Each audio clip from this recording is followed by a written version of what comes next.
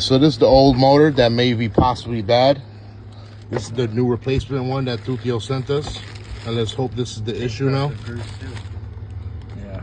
We're gonna pop this one in and then go from there. Let me see that right there? That's the new motor with all the grease on it. Take the excess grease from the bag. Whatever you want. You know, put it back in there. Yeah, I just want to grab some of it. Yeah, put a little bit on there.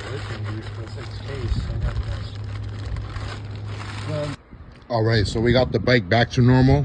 When we first put the motor in, it would not go backwards, and then it kept jerking like it was doing the first time with the bad motor. But I kept turning it on and off, and I started to pedal it.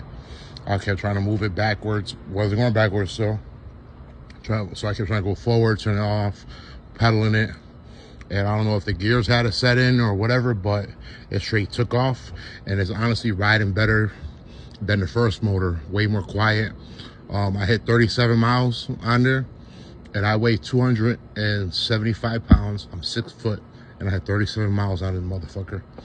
We back in action, baby.